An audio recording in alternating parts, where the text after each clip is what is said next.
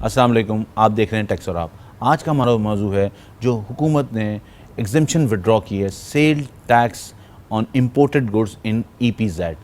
और जब हम ये देखते हैं तो पाकिस्तान के टैक्स निज़ाम को देखते हैं तो पाकिस्तान का टैक्स निज़ाम इसी वजह से स्ट्रगल करता हुआ नज़र आता है कि पाकिस्तान में एक्सपोर्ट कभी बढ़ नहीं सकी।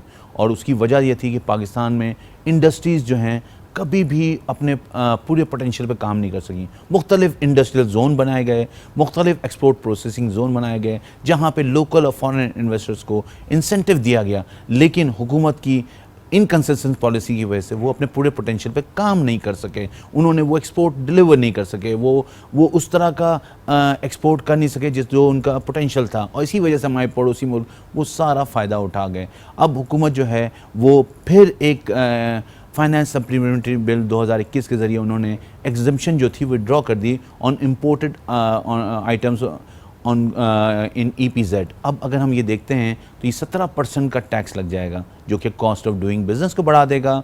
जो कि हुकूमत को ये समझना चाहिए कि ये ट्रेड अकाउंट डिफिसिट तो अपनी जगह है, लेकिन ट्रस्ट डिफिसिट ख़त्म हो जाएगा, उसका गैप बहुत बढ़ जाएगा।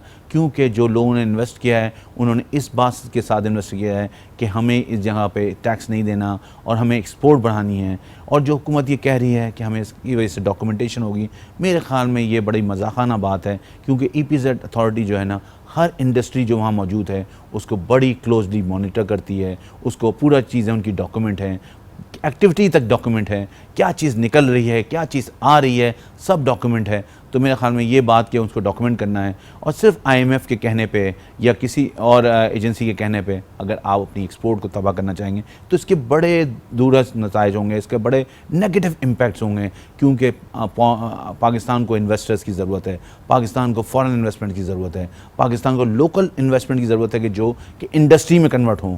और वो उसी सूरत में हो सकते हैं जब उनको लोगों को नज़र आए कि हुकूमत की जो पॉलिसीज़ हैं वो कंसिस्टेंसी है, उसमें वो उनकी कॉस्ट ऑफ डूइंग बिज़नेस कम है, उनका रिटर्न ऑफ इन्वेस्टमेंट ज़्यादा है। और इसी तरह की चीज़ें जब हुकूमत लोगों को दिखाएगी, जब दूसरे इन्वेस्टर जो यहाँ मौजूद हैं वो ये तारीफ़ करते हुए नज़र आएंगे, जब ही दूसरे लोग इंगेज होंगे। हुकूमत कितने भी दावे कर लें, लोग उनके कहने पे नहीं आएंगे। जब आप प्रैक्टिकली आपका डेमो होगा, जब लोग ग्राउंड पे आप लोगों के साथ ट्रीट करेंगे उनको जो है उसी पॉलिसीज़ के ज़रिए, ताकि उनको एज अ स्पेशल कंपनी कि आप एक्सपोर्ट कर रहे हैं तो उनको आप जो हैं एक पैम्पर करेंगे, तो ही पाकिस्तान की एक्सपोर्ट बढ़ सकती है और पाकिस्तान की इंडस्ट्री बढ़ सकती है। हमें यहाँ ब्रेक लेना है, ये तो अपने मेहमानों से बात कर रहे हैं, वापस आते हैं ब्रेक के बाद।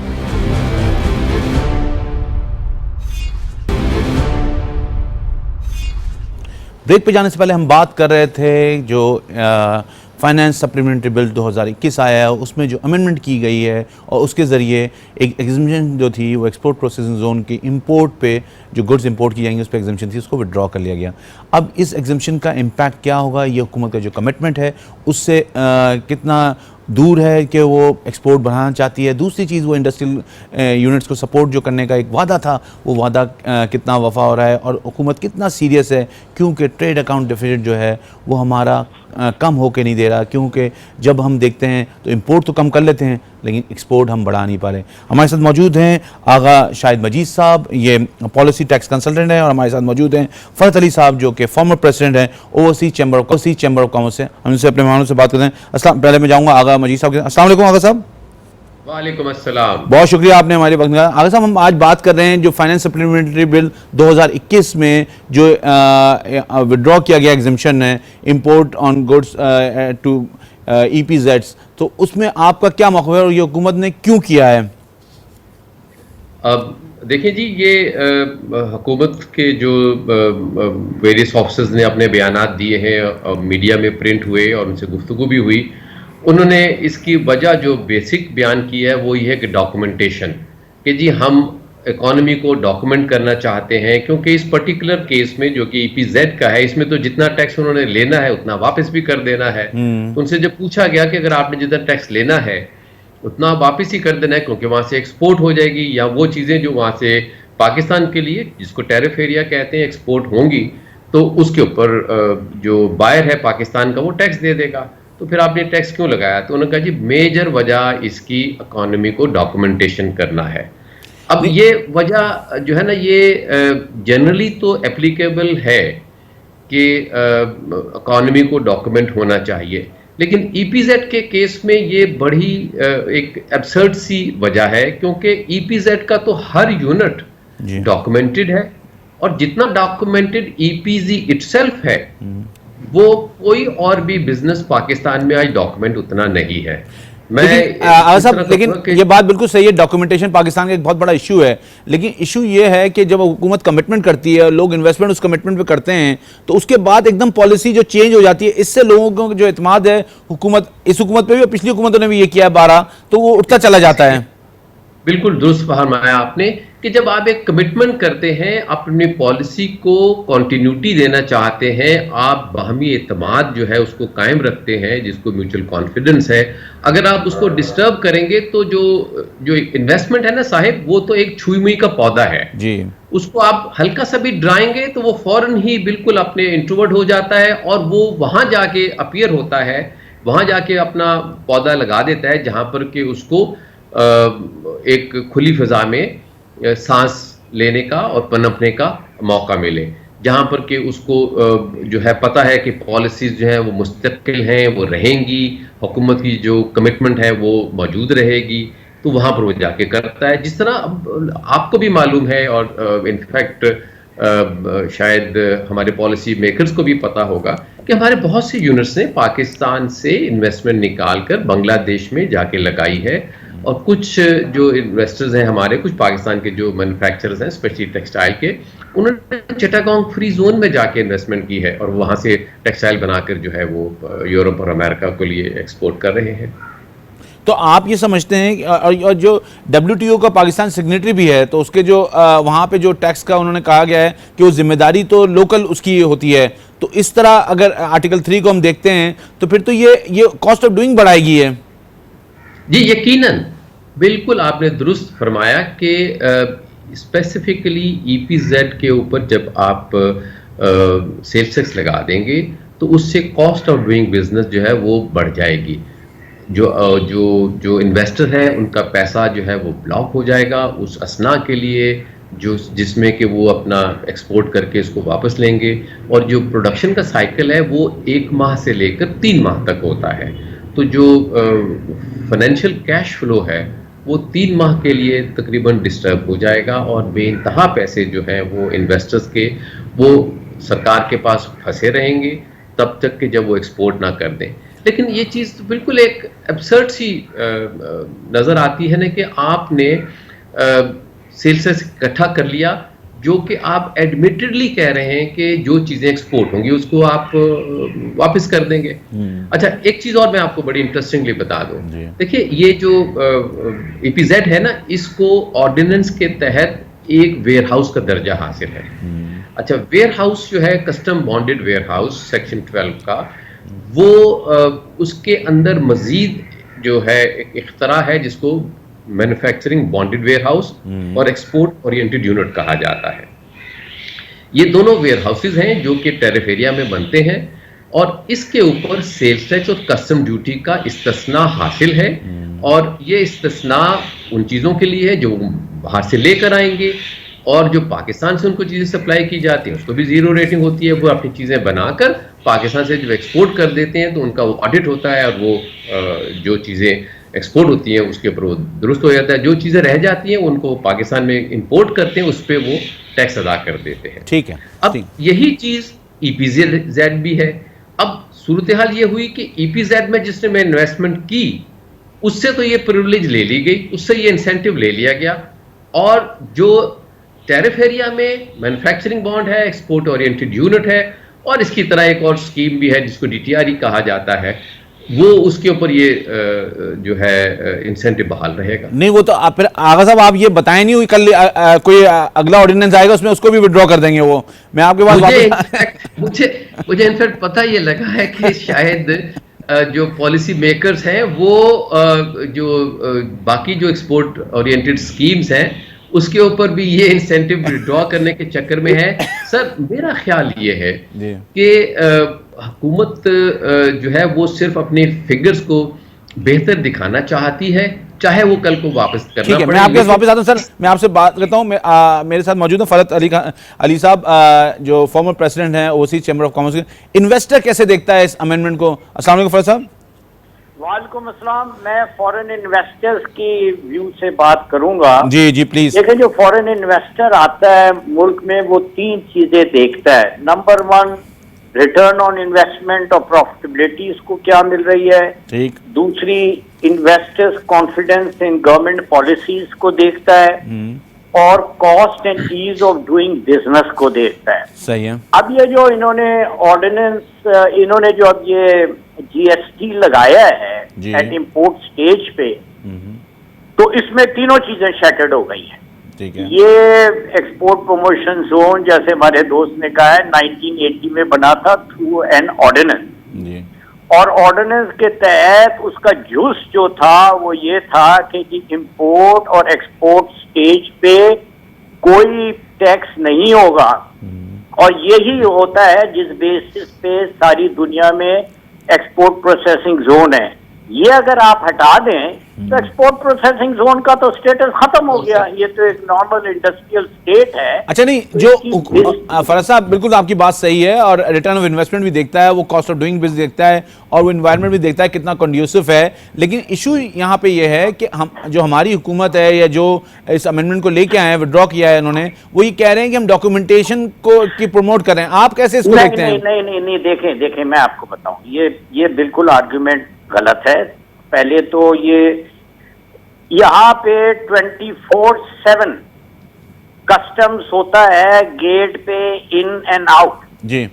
And they have all the document. ये जाएं वहां पे EPZA के सेक्रेटेरिएट में, इनको सारी डॉक्यूमेंटेशन मिल जाएगी। FBR के पास जो फिगर है, जो कि हमारे EPZA एसोसिएशन ने चैलेंज किए हैं, वो भी गलत हैं। वो FBR बताती है कि जी एक्सपोर्ट $599 मिलियन हुआ है और इंपोर्ट $954 हुआ है मिलियन डॉलर। जबकि EPZ के फिगर जो बताते हैं, जो कि ग्राउंड रियलिटी से रिलेटेड हैं, वो कहते हैं जी एक्सपोर्ट हुआ है $908 मिलियन और इंपोर्ट हुआ है $428 मिलियन। इसका मतलब आप प्लस में है $480 मिलियन के। तो ये डॉक्यूमेंटेशन की बात मुझे ये समझ में आती। जो हमें उन्होंने बताया था, उन्होंने कहा था कि जी किसी बेसिस पे उन्होंने सारा ये किया है, जो FBR के फिगर है, कि जी आप लोग के यहाँ पे ये आप लोग एक्सपोर्ट कुछ कर नहीं रहे हैं, और आप ये सेल्स टैक्स की एडवांटेज ले रहे हैं, उसको हमने अच्छा फरहत साहब, आई एम श्योर आप इन्वेस्टर चैम्बर ऑफ कॉमर्स के सदर रहे हैं, तो आप लोगों ने कोई ऐसी एक्सरसाइज की होगी जिसमें जो अगर हम अपने पड़ोसी ममालिक में देखें तो वहाँ एक्सपोर्ट बढ़ रही हैं, पाकिस्तान की एक्सपोर्ट बढ़ रही, तो इसकी क्या आप समझते हैं बुनियादी वजह है, और कहाँ हम लैकिंग कर रहे हैं? लैकिंग हम यही जो मैंने तीन चीजें की हैं, इसका ग्लेयरिंग एग्जाम्पल है investors confidence in public policies में जिस लेवल का होना चाहिए था वो नहीं है, और ease and cost of business जो है वो लेवल नहीं है, जो कि हमारी नहीं, तो उसकी वजह क्या है? इनकंसिस्टेंसी है या इनकंसिस्टेंसी है? इन्फोर्समेंट सबसे चीज है, इन्फोर्समेंट। ठीक है, इन्फोर्समेंट किसी चीज की कहीं नहीं है। जब तक यहाँ पे इन्फोर्समेंट नहीं होगी, इन्वेस्टर्स कॉन्फिडेंस नहीं बढ़ेगा, उनकी रिटर्न ऑफ इन्वेस्टमेंट नहीं बनेगा। बांग्लादेश में जाएगा इन्वेस्टर, उसको ज्यादा रिटर्न ऑफ इन्वेस्टमेंट मिल रही है, और ease of doing the business बेहतर है, cost of doing the business बेहतर है, गवर्नमेंट पॉलिसीज भी लिबरल है। तीनों वहां पे ये तीनों चीजें उसको मिल रही हैं। अच्छा, तो ये जो कहना कि ये डॉक्यूमेंटेशन करेंगे, ये ठीक है। अब देखें ना, आप जैसे हमारे दोस्त ने भी बताया है, वो कहते हैं जी आपको क्या परेशानी है, हम आपका इनपुट पे काट रहे हैं, आउटपुट पे हम एडजस्ट कर लेंगे। अब प्रोडक्शन साइकिल जो होता है वो होता है 3 से 6 महीने, कई में ज्यादा भी हो जाता है। तो आप इतने महीने तो अपना वो अकाउंट ब्लॉक करें। दूसरा, EPZA में सिर्फ फॉरेन एक्सचेंज अकाउंट आप खोल सकते हैं, उसी पे ऑपरेट करना है। वो कह रहे हैं जी आप रुपीज के भी अकाउंट खोलें, क्योंकि उसमें हम आपको भेजेंगे ये जो रिटर्न करेंगे। अब आप 2 अकाउंट खोलें, वो 2 की मैनेजमेंट करें, फिर ब्यूरोक्रेटिक हर्डल, इनपुट पे भी आउटपुट पे भी, फिर रिकंसाइल करते रहें। तो मुझे ये समझ में नहीं आता इससे गवर्नमेंट को एडवांटेज क्या मिलेगा। I don't see any advantage, इसके सारे डिसएडवांटेजेस ही हैं। कस्टमर कॉन्फिडेंस शैटर करना, ease and cost of doing business को बढ़ाना, और रिटर्न में नथिंग इज गोइंग। अच्छा, आप क्या समझते हैं पाकिस्तान की इकोनॉमी जो स्ट्रगल कर रही है मुसलसल, तो क्या हम इंडस्ट्रियलाइजेशन सही तरह नहीं कर सके, इंडस्ट्रीज को हम सेटल नहीं कर? बिकॉज अगर हम देखें तो नूरियाबाद इंडस्ट्रियल जोन बना, फिर गदून अमरजई बना, इसके अलावा मुख्तलिफ जोन बनते रहे, लेकिन इंडस्ट्री सेटअप नहीं हो सकी और पाकिस्तान की एक्सपोर्ट बढ़ नहीं सकी। इस हुकूमत नहीं, पिछली हुकूमतें भी कोई ऐसा कोई खास इसमें इजाफा नहीं कर सकी।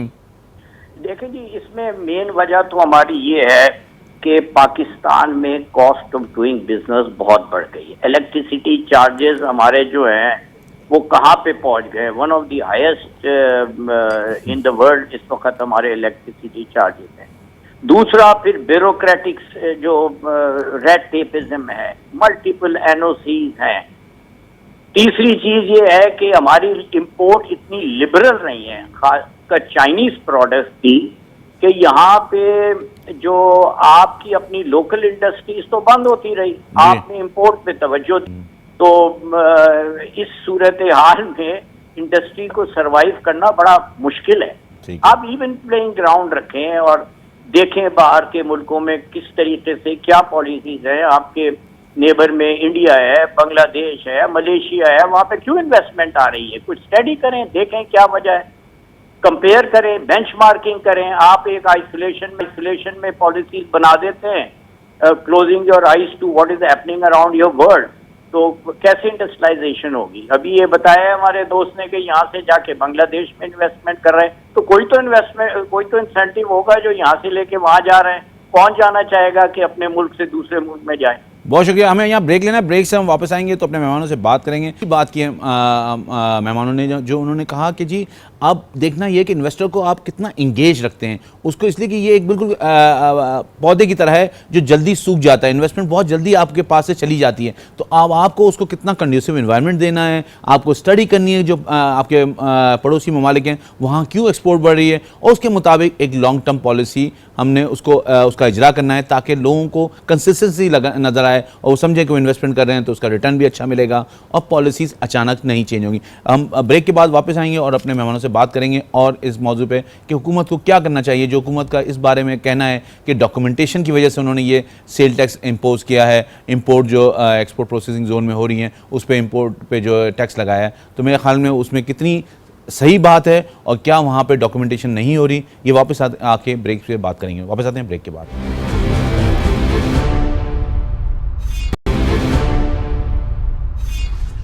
ब्रेक पे जाने से पहले हम बात कर रहे थे मेहमानों से कि पाकिस्तान की जो इकॉनमी है उसके लिए ज़रूरी है कि पाकिस्तान में इंडस्ट्रीज़ लगें, पाकिस्तान से एक्सपोर्ट हो, क्योंकि हम अभी तक इंपोर्ट बेस ही इकॉनमी चला रहे थे। अब हमें ये सोचना है कि अपनी एक्सपोर्ट किस तरह बनाना है, और हमारे मेहमानों ने बड़े वाज़ेह अंदाज में बात की जिसमें उन्होंने बताया कि हुकूमत को क्या इक़दाम करने चाहिए। और हम बात करेंगे, अब हम मेरे साथ मौजूद हैं आगा शाहिद मजीद साहब, मैं इनकी तरफ जाऊँगा। सर, अब हम बात कर रहे थे, भी आपने भी बात की, फ़रज साहब ने भी बात की कि इन्वेस्टर्स जो हैं उनको जो है इन्वायरमेंट चाहिए, उनको रिटर्न चाहिए। तो अब ये पाकिस्तान में तो अभी 70 साल में ऐसी चीज़ें नहीं हो सकी। आप बीइंग अ पॉलिसी मेकर, मतलब आप कंसल्टेंट हैं, तो आप क्या हुकूमत को सजेस्ट करना चाहते हैं? जब आप सिग्नेटरी हैं WTO के, क्या आप समझते हैं कि हुकूमत ने ये जो कस्टम टैरिफ्स हैं इनको इन अलाइन कर लिया है WTO के मुताबिक जो दुनिया में अब इस वक्त जो है इंपोर्ट्स पे हो रहा है, चाइना में या दूसरे डेवलप कंट्रीज़ में? देखिए, जो कस्टम्स टैरिफ का ताल्लुक है वो हम काफ़ी हद तक कंप्लाइंट हो चुके हुए हैं WTO के सेक्रेटरी होने के नाते, और वो हर साल कुछ ना कुछ उसकी तरफ हम कदम बढ़ाते रहते हैं। इनफैक्ट जो अभी आपने बड़ा नाइसली पॉइंट आउट किया कि हमारे मुल्क का जो असल मसला है वो है इन्वेस्टमेंट और इंडस्ट्रियलाइजेशन। जब भी कोई थोड़ी सी चीज़ें इस तरफ बढ़ती हैं तो कोई ना कोई इस तरह का स्टेप ले लिया जाता है जिससे कि वो दोबारा रिटार्डेशन की तरफ चला जाता है।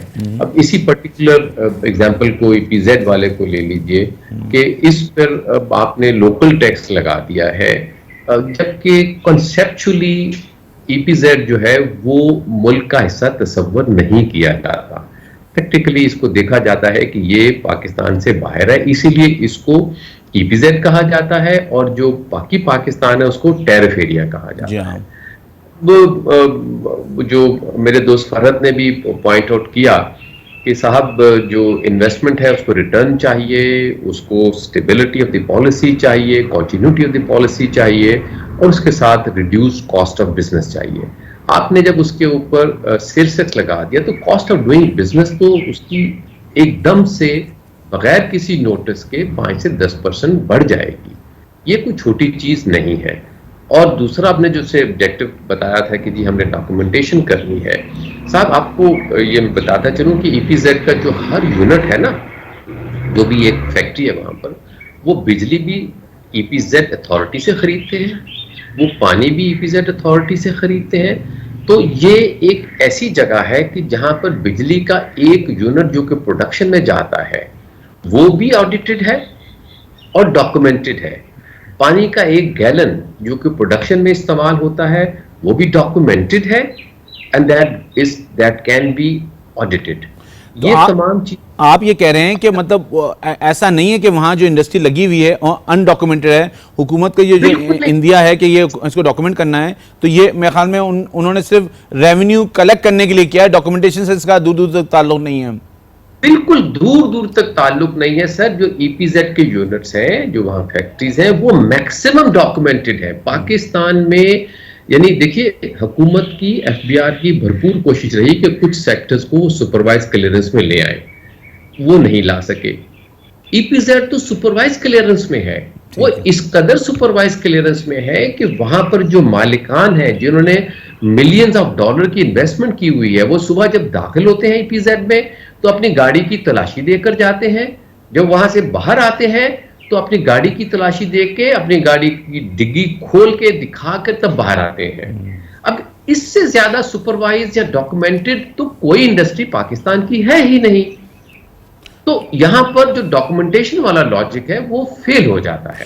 तो क्या FBR को इस बात का इदराक नहीं है कि ये इतना डॉक्यूमेंटेड एरिया है और वो उस पर टैक्स लगाएंगे तो उससे पाकिस्तान की एक्सपोर्ट मुतासर होगी? और ये उन्होंने एक्ट बना दिया इसको, तो मतलब पार्लियामेंट ने पास कर दिया, उन्होंने पार्लियामेंटेरियन ने इसको डिस्कस किया, ना कोई डिलिब्रेशन हुई और उन्होंने एक्ट बना दिया इसको।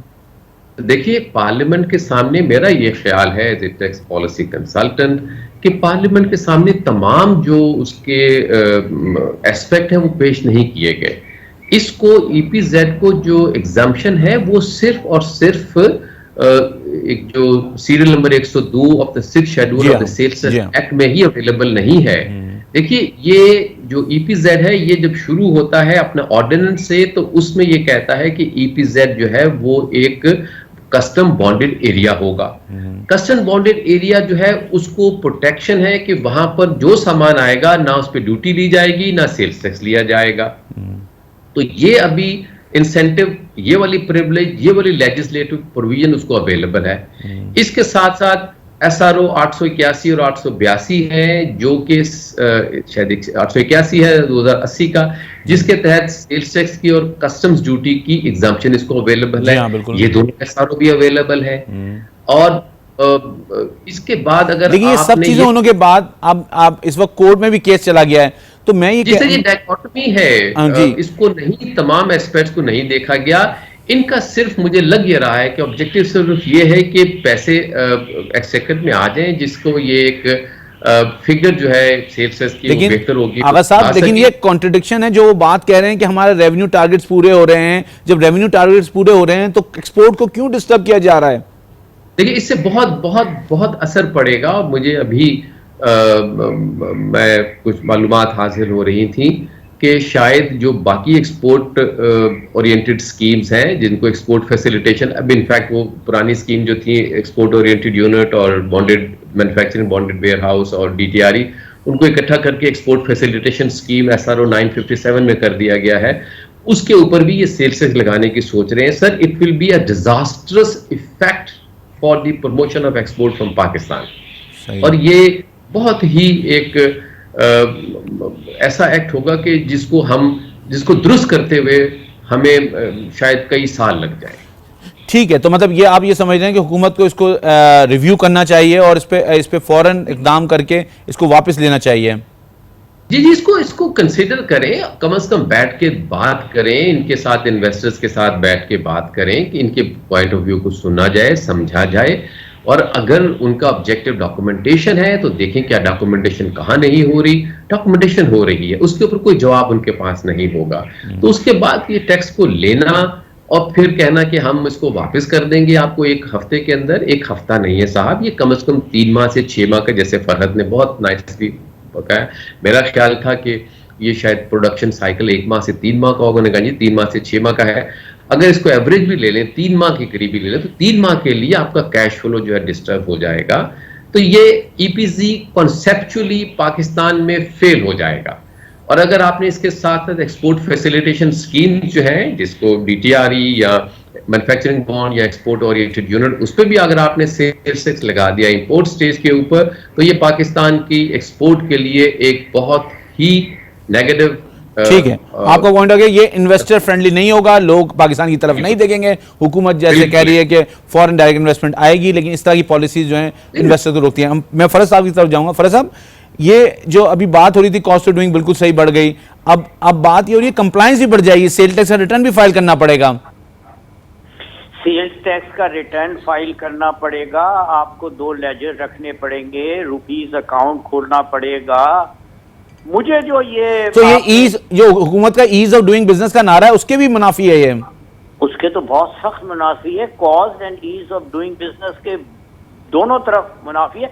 मैं ये समझता हूँ, देखिए, ना तो इसमें डॉक्यूमेंटेशन का कोई सवाल, कोई लॉजिक समझ में आती, ना ये लॉजिक समझ में आती कि गवर्नमेंट का रेवेन्यू बढ़ जाएगा। रेवेन्यू कैसे बढ़ जाएगा जब आप ले रहे हैं एक हाथ से दूसरे हाथ से दे रहे हैं at the end of the year, तो आप तो रेवेन्यू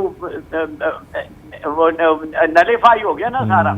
मेरे ओपिनियन ये है कि ये आईएमएफ की जो कंडीशन है कि जी आप सेल्स टैक्स लगाएं अक्रॉस द बोर्ड, इन्होंने सब पे सेल्स टैक्स लगा दिया across the board without duly considering कि लीगल स्टेटस डिफरेंट ऑर्गेनाइजेशन का क्या है। तो सर ये आप ये इन्होंने लगा दिया, export processing zone by definition is duty free at import and export stage. Absolutely. आप एक स्टेज पे अगर ड्यूटी हटा देते हैं तो इसका status as export processing zone खत्म हो जाता है, and we will be the only export processing zone in whole of the world जहाँ पे ये है। ठीक, अच्छा, मुझे फरज साहब ये बता दें कि ये जो हम बात करते हैं, तो क्या इन्वेस्टमेंट, ये जो इस तरह की अगर हुकूमत इस तरह के इकदाम करेगी तो इन्वेस्टमेंट जो हुई है वो लोग वापस ले जाने को सोच सकते हैं, और नई इन्वेस्टमेंट आने में मतलब लोग देखेंगे नहीं पाकिस्तान की तरफ नई इन्वेस्टमेंट की तरफ, इस तरह की आप सूरत देख रहे हैं? बिल्कुल, देखें जी, अब गवर्नमेंट स्पेशल इकोनॉमिक जोन बना रही है जी कंट्री के हर कोने में। अब आप सोचें, जो इन्वेस्ट इस किस्म की चीजें जो होती है ना कि जी जो आपने गवर्नमेंट ने अपनी सॉवरन, जो ये ऑर्डिनेंस होता है sovereign undertaking by the government of Pakistan, by the president of Pakistan to the investor, इसका जो इफेक्ट आएगा आपके जितने भी स्पेशल इकोनॉमिक जोन है जहां पे आप कोशिश कर रहे हैं कि फॉरेन इन्वेस्टर आएगा, ये जो है इकदाम ये एक रेड फ्लैग की तरह फ्लाई करेगा, और इसका इफेक्ट बाकी स्पेशल इकोनॉमिक जोन पे इन्वेस्टर्स पे जरूर पड़ेगा। तो ये जो हुकूमत इस वक्त देख रही है इन्वेस्टर्स की तरफ, तो वो भी आने में हिचकिचाहट महसूस करेंगे पाकिस्तान? बिल्कुल, देखें जी, सॉवरन कंट्री रिस्क और सॉवरन गारंटी होती है, उस पर कोई कंप्रोमाइज हो तो ये इन्वेस्टर एकदम भागता है। तो आप ये समझते हैं आप ये इन्वेस्टमेंट उसकी कम हो जाए, कुछ कॉस्ट ऑफ बिजनेस कुछ वो हो जाए, ईज ऑफ हो जाए, वो पूरे कर लेता है, लेकिन सॉवरन डिफॉल्ट अगर कहीं हो, ये अंडरटेकिंग आप एक दे रहे हैं इन्वेस्टर पे, दैट मींस सर आप प्रपोज कर रहे हैं इसको इमीडिएटली विड्रॉ होना चाहिए? बिल्कुल विड्रॉ होना चाहिए, और गवर्नमेंट को इसमें मुझे कोई फायदा नजर नहीं आ रहा कि ये गवर्नमेंट ने किया किस वजह से, ना इसका रेवेन्यू में फायदा है ना डॉक्यूमेंटेशन में फायदा है। जैसे हमारे दोस्त ने बताया, ईपीजेडए से ज्यादा तो डॉक्यूमेंटेड कोई इंडस्ट्रियल स्टेट है ही नहीं पाकिस्तान, वेरी वेल डॉक्यूमेंटेड ठीक है, and very well It's like an island. Everything is there. ठीक है, बहुत शुक्रिया। मेरे साथ मौजूद थे फरहत अली साहब, जो कि साहब एक ऐड करना चाहूंगा जी, अगर प्लीज आप इजाजत दें जी। कि जो हमारी जो टैक्स मशीनरी है ना सर, वो ऑलरेडी एक मीगर है और उसके पास इतना वक्त और इतनी वो अवेलेबिलिटी ऑफ रिसोर्सेज नहीं है कि जो हमारे एग्जिस्टिंग टैक्स पेयर्स हैं उनकी वो सुपरविजन और उनका वो ऑडिट कर सके। ठीक है, ठीक है। आपने अननेसेसरी तौर पे ईपीजेड को भी इसमें शामिल कर लिया, ठीक है, नोइंगली कि इसका ऑब्जेक्टिव है कि इसने 80% एक्सपोर्ट करना है, 20% अगर पाकिस्तान में बेच रहा है तो उस पर टैक्स लगेगा, ड्यूटी भी लगेगी, सेल्स टैक्स भी लगेगा। बिल्कुल सही है। तो आप अपने रिसोर्सेज, अपनी मैन पावर जो कि पहले ही कम है, वो क्यों आप जाया करना चाहते हैं? उसके अलावा सर कैपेसिटी का भी इशू है जी। मैं सर कैपेसिटी भी नहीं है है तो वो आप अपने जो रिसोर्सेज आपके हैं वो आप वहां इस्तेमाल करें जहां से कि आपको एडिशनल टैक्स आ सकता है। ठीक है, ये तो बकौल जो मैं मीडिया में पढ़ सका उसमें जो पॉइंट ऑफ व्यू हुकूमत का आया है कि जी हमने वापस कर देंगे, चूंकि ये एक्सपोर्ट हो जाएगा, जो भी एक्सपोर्ट होगा उस पर वापस कर दिया जाएगा। तो why do we waste our resources on that? ठीक है, बहुत शुक्रिया आपको पॉइंट ऑफ व्यू। आगे मेरे साथ मौजूद थे फरहत अली साहब, जो साबका प्रेसिडेंट है ओवरसीज चैम्बर ऑफ कॉमर्स के, और मेरे मौजूद थे आगा शाहिद मजीद साहब, जो कि पॉलिसी टैक्स कंसल्टेंट हैं। उन्होंने दोनों ने बड़े वाज़ेह अंदाज में बताया कि जी हम हुकूमत को इस एरिया को बड़ा ही केयरफुली देखना है। डॉक्यूमेंटेशन का इशू नहीं है क्योंकि ईपीजेड सारे डॉक्यूमेंटेड हैं। वहाँ पे इशू यह है कि इन्वेस्टर को आप किस तरह ट्रीट करते हैं, उसको किस तरह का इन्वायरमेंट देते हैं, क्योंकि वो आपकी एक्सपोर्ट से रिलेटेड है। और पाकिस्तान की एक्सपोर्ट अगर नहीं बढ़ेगी तो पाकिस्तान की इकॉनमी इसी तरह स्ट्रगल करती रहेगी। तो हुकूमत को ये सोचना पड़ेगा कि उसने जो पॉलिसीज़ बनाई हैं, चाहे वो पिछली हुकूमतों ने बनाई हों, उसने जिस तरह के इंसेंटिव दिए हैं, उन इंसेंटिव्स को यूनिटरली आप विड्रॉ नहीं कर सकते। आपको कंसेंसस उनके साथ बैठ के आपकी रिक्वायरमेंट क्या है, अगर कोई IMF की कंडीशन है तो उस कंडीशन को आपको किस तरह मीट करना है, उनको ऑन बोर्ड लें, ताकि आपके पास जो एग्जिस्टिंग इन्वेस्टर हैं वो यहीं रहें, मौजूद रहें, अपना बिजनेस चलाएं और वो इंगेज करेंगे दूसरे लोगों को कि पाकिस्तान का इन्वायरमेंट, कंड्यूसिव इन्वायरमेंट जो है वो बहुत बेहतर है, आप पाकिस्तान में आके इन्वेस्टमेंट करें। तो ये जो है हुकूमत को सोचना पड़ेगा कि पाकिस्तान की एक्सपोर्ट सिर्फ कहने से नहीं बढ़ेगी,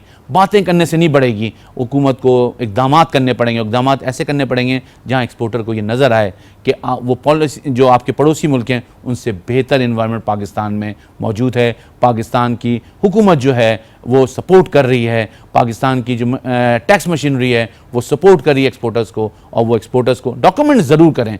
डॉक्यूमेंट करने में कोई दो राय नहीं है, डॉक्यूमेंट होना चाहिए, चाहे वो ज़ीरो रेटेड हो, चाहे वो एग्जेम्प्ट कोई एक्टिविटी हो, डॉक्यूमेंट होना चाहिए। लेकिन किसी चीज़ को इंसेंटिव दें, और एक्सपोर्ट में पाकिस्तान को इंसेंटिव देना पड़ेगा, पाकिस्तान में इंडस्ट्रीज़ को इंसेंटिव देना पड़ेगा, और उसको फिर मॉनिटर भी करना पड़ेगा, और उसको देखना भी पड़ेगा कि वो जो इंसेंटिव टाइम है उसमें ही सिर्फ प्रॉफिट तो नहीं कमा रहे, ये भी उनको देखना पड़ेगा। क्योंकि बहुत सारे ऐसे इंडस्ट्रियल जोन भी थे जहाँ पे लोगों ने एग्जाम पीरियड में प्रॉफिट कमाया और बाद में लॉसेस हुए। लेकिन उसके बावजूद भी आपका एक बहुत बड़ा मसला है कि आपको इंडस्ट्रीज सेटअप करनी है, आपको एक्सपोर्ट बढ़ानी है, और आपके कॉम्पिटिटर आपके पड़ोसी मुल्क हैं जो दुनिया में जो है वो इस वक्त एक्सपोर्ट कर रहे हैं। आप जहाँ भी जाएं उनकी एक्सपोर्ट आपको नज़र आती है। तो पाकिस्तान की एक्सपोर्ट क्यों नहीं हो सकती? पाकिस्तान का बहुत बड़ा सेक्टर टेक्सटाइल है, उसको एक्सपोर्ट होना चाहिए। उनकी कॉस्ट ऑफ डूइंग बिजनेस कम होनी चाहिए, उनको ईज़ ऑफ डूइंग बिजनेस दें ताकि वो एक्सपोर्ट करें, और दुनिया भर में पाकिस्तान का एक ब्रांड जो है, जो पाकिस्तान की ब्रांड थी, उस ब्रांड को वापस लाया जाए।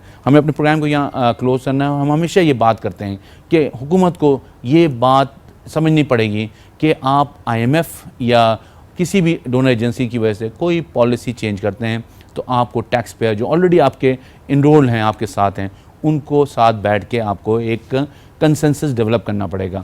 ये बात हुकूमत को हमेशा अपने जहन में रखनी चाहिए कि जो इकनॉमिक एक्टिविटी है उसका ट्रिकल डाउन इफेक्ट होता है टैक्स। जितनी इकनॉमिक एक्टिविटी बढ़ेगी उतना ट्रिकल डाउन इफेक्ट टैक्स में, एक्सचेकर में जाएगा, और ये जितना आता है उसी से टैक्स निज़ाम मजबूत होता है। लेकिन किसी को भी अनकॉल्ड उसको स्कॉट फ्री नहीं जा सकता। पाकिस्तान में हर आमदनी पर टैक्स होना चाहिए। पाकिस्तान में हर आदमी को जो है, जो कि बिज़नेस कर रहा है, उसको अपने ड्यू टैक्स देना चाहिए। ये भी अपनी जगह बात है। तो ये दोनों तरफ जो है, दोनों एंड्स पे ये बात बड़ी इंपॉर्टेंट है कि लोगों को भी समझना चाहिए और हुकूमत को भी समझना चाहिए कि टैक्स निज़ाम को किस तरह आगे बढ़ाएं। हमें यहाँ प्रोग्राम क्लोज करना है हम इस बात के साथ, मजबूत टैक्स निज़ाम, मजबूत पाकिस्तान।